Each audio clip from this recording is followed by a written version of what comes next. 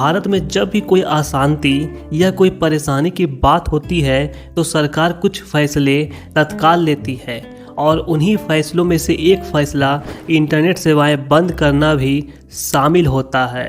लेकिन कभी आपने यह सोचा है कि सरकार इंटरनेट क्यों बंद करती है? और सबसे अहम सवाल यह है कि सरकार इंटरनेट सेवा को किस लॉ के तहत बंद करती है? अगर इंटरनेट सेवा किसी राज्य में बंद कर दी जाती है तो उस राज्य और उस देश को कितना नुकसान उठाना पड़ता है, और अब तक कौन कौन से स्टेट में इंटरनेट सेवा को बंद किया गया है। नमस्कार दोस्तों, मैं हूं प्रहलाद और आज हम जानेंगे कहानी इंटरनेट से संबंधित इंटरनेट बंद करने की। दरअसल इंटरनेट इसलिए बंद की जाती है यदि किसी राज्य या किसी जिले में कुछ ऐसी घटना घटित हो गई है जिसे लोगों के बीच फैलने से रोकना है, तो सरकार खबरों के आदान और प्रदान यानी कि इंटरनेट को तत्काल शट डाउन करने का फैसला लेती है। आप इसे एक और उदाहरण से समझ सकते हैं। अगर कोई राज्य में प्रदर्शन हो रहा है और उस प्रदर्शन को कम करना है तो सरकार खबरों के आदान और प्रदान यानी कि उस राज्य की इंटरनेट सेवा को तत्काल बंद कर सकती है। लेकिन दोस्तों, सबसे अहम सवाल यह है कि इंटरनेट शट डाउन किस लॉ के तहत किया जाता है और साथ ही ये सेवाएं बंद करने का अधिकार किसके हाथों में होता है।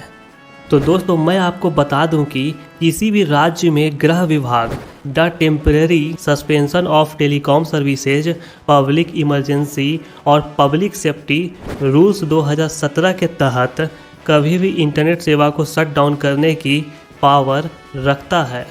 और इस डिपार्टमेंट द्वारा लिया गया फैसला सरकार की रिव्यू कमेटी द्वारा रिव्यू भी किया जाता है। और यही नहीं, केंद्र सरकार के पास भी इस लॉ के तहत कभी भी इंटरनेट शट डाउन करने की पावर होती है।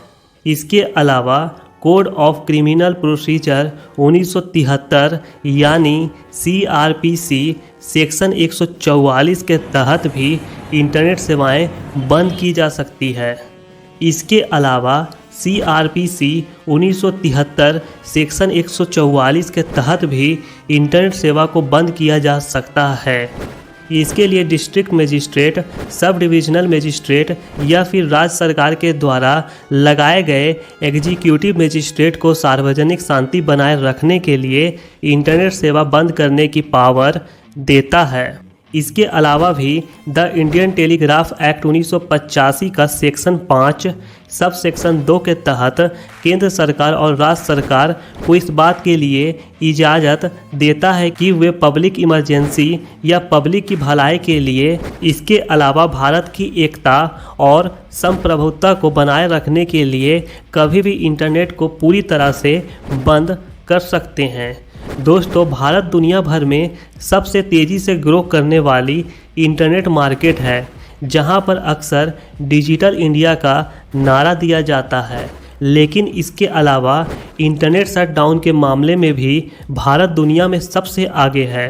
दोस्तों, भारत में अब तक इंटरनेट शट डाउन की बात की जाए तो साल 2012 से लेकर साल 2019 तक कुल 280 बार से भी अधिक इंटरनेट शट डाउन किया गया है और साल 2022 आते आते यह कुल आंकड़ा 567 पार हो चुका है।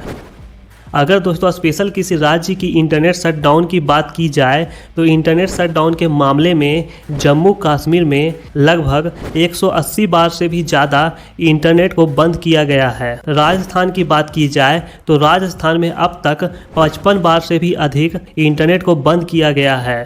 इंटरनेट शट डाउन की बात अगर उत्तर प्रदेश की जाए तो यहाँ भी अब तक कुल 23 से अधिक बार इंटरनेट सेवा को बंद किया गया है। ऐसे और भी बहुत से राज्य हैं जहाँ इंटरनेट बंद किया गया है। दोस्तों, अगर हम बात करें पिछले 7 सालों की तो इसकी जानकारी हमें Indian council research on international economic relation की, तो इसके अनुसार भारत में लगभग 16,000 घंटे इंटरनेट सेवा बंद हो चुकी है। आपको जानकर थोड़ा अजीब लगे कि इंटरनेट बंद होने की वजह से देश को लगभग 400 करोड़ डॉलर का नुकसान हो चुका है और भारत देश में लगभग सिर्फ 2018 में 67% से अधिक बार इंटरनेट शट डाउन हो चुका है और साल 2022 आते आते लगभग 106 बार भारत में इंटरनेट शट डाउन हो चुका है। अब तक की जानकारी के मुताबिक इतना शट डाउन और किसी भी देश में आज तक पहले कभी नहीं हुआ। वैसे तो हमारी सरकार भारत को डिजिटल इंडिया कहते हैं, मगर सही मायने में देखें तो सबसे ज़्यादा इंटरनेट शट डाउन भी हमारे इंडिया में ही होता आ रहा है। और ये तो हम सभी जानते हैं कि हमारे देश में जितनी बड़ी आबादी होगी उतनी ही ज़्यादा समस्याएं तो उत्पन्न होगी ही।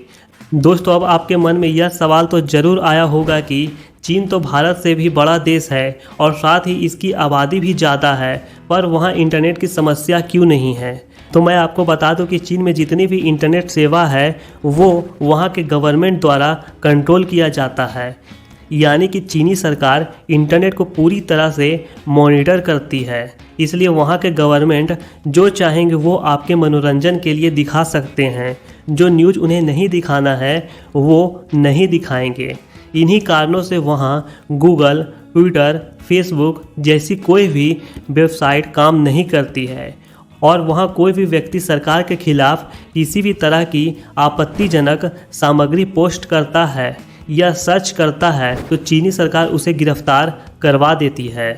पर दोस्तों, मैं आपको बता दूं कि मैं कोई इंटरनेट शट डाउन का समर्थन नहीं कर रहा हूं, क्योंकि इंटरनेट सेवा बंद होने की वजह से हमारे देश को बहुत नुकसान हो रहा है, जैसे कि देश की इकोनॉमी, बच्चों की शिक्षा आदि। और सबसे बड़ा सवाल यह है कि ह्यूमन राइट्स का क्या। आशा करता हूं कि आपको यह वीडियो पसंद आया होगा। ऐसे ही वीडियो को देखने के लिए आप हमारे चैनल को सब्सक्राइब करना ना भूलें। वीडियो पसंद आए तो उसे लाइक, शेयर और कमेंट करना ना भूलें। इसी के साथ दोस्तों, अब मिलते हैं अगले वीडियो में एक और नई स्टोरी के साथ। तब तक के लिए धन्यवाद।